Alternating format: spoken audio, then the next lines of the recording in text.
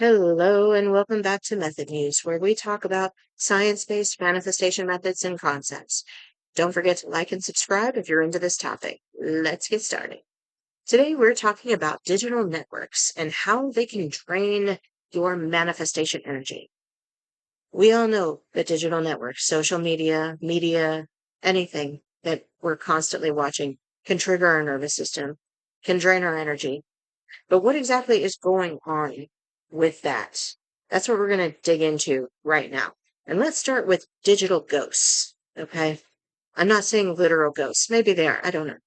But these concepts, these ideas, these ideologies that move around in the digital sphere, they act like ghosts. They simulate these rapid little interactions without having enough information to have the empathy or the depth of context, right? So you get one quick trigger. It's like the ghost showed up and you get this quick trigger of, oh, this is terrible, right? But there's no real context or the rest of the information around this thing that is so terrible.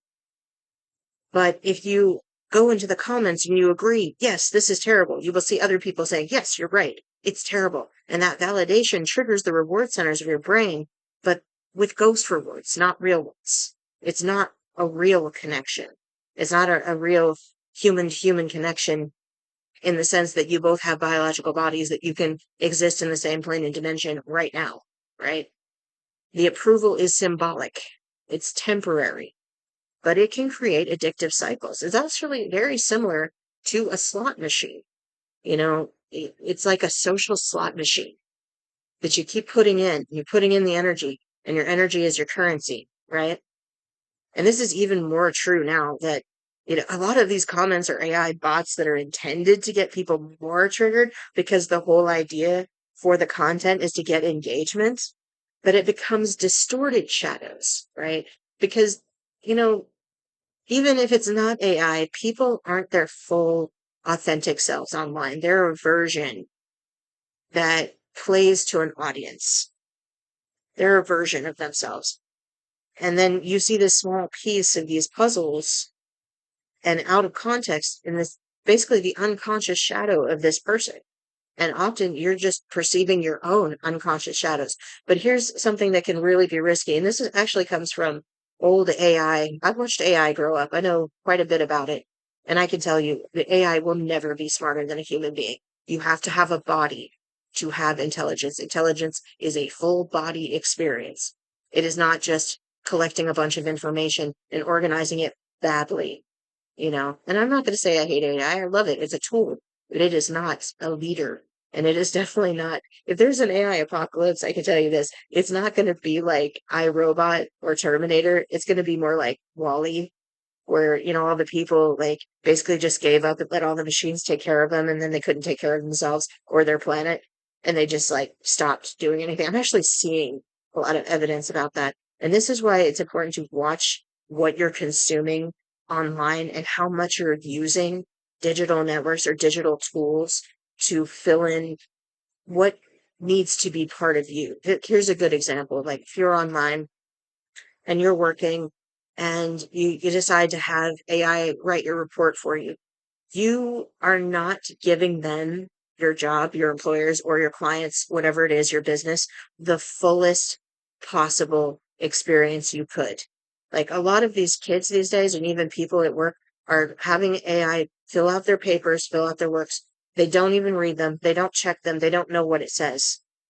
And when you do this, like in an actual literary sense, when you submit that to the rest of the grader, you're diminishing the entire system, right?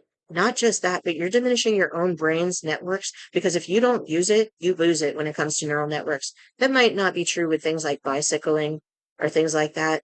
Your body remembers those physical things, but when it comes to mental things, abstract that aren't physical, like if you're not practicing grammar and math and things like that, you will start to forget. And what happens when the lights go out, right? So be careful when putting your energy into these things and letting the ghosts do the job for you. This is your experience to be having, to be making the most of. Now you can use them to help you get ideas or collect information, but make sure you're vetting all of those ideas and saying it in your own words. And this is for everything in a manifestation. I'm using, writing as an analogy here, but you got to stop fighting phantoms and realize that the interactions that you have online are the mental projections of your fears, your beliefs, your shadows, and your unconscious mental presets. It's a good way to actually see yourself much more clearly when you're feeling accepting, but it's also too triggering for you to really be able to fully think about what it means, even. Because when you get triggered by those upsetting things, the blood drains from your thinking brain into your survival brain, goes from your prefrontal cortex down into the amygdala. You're not using all of yourself to perceive this information. Now, you can curate also your feeds, curate your information, curate your experience to make it more beneficial. Just be mindful of how much time and energy you're putting into that. You consider it to be entertainment. What is it doing to your system? What is it doing to your energy levels? And, avoid getting sucked into like petty fights online and, you know, things where you're, suddenly deciding that you have to have this long, drawn out, angry conversation with people, or even if your head, don't let people rent space in your head. It could be an AI bot you're arguing with. A lot of these comments are now. A lot of the things that you receive are either people who didn't even pay attention to what they were sending and are just bulk sending a bunch of negativity. And then you taking it on just spreads that.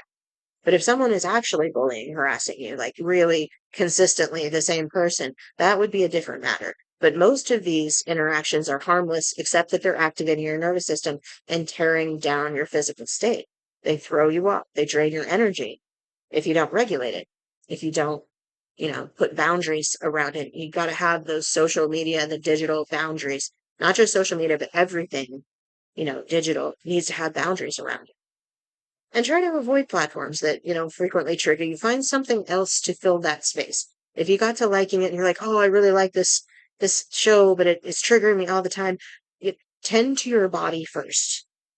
Your body has needs too. And your body has, some important say in what you're watching if it's constantly being, triggered. And you can, but it's gonna definitely wear you down physically. It can even make you sick over time.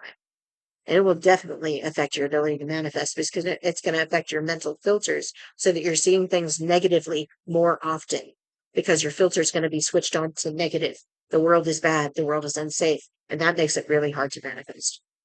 So I hope this has helped you to understand a little bit more about dealing with digital networks and, protecting your energy, protecting your peace online, protecting your creativity, protecting your own personal growth from too much AI, from too much anything.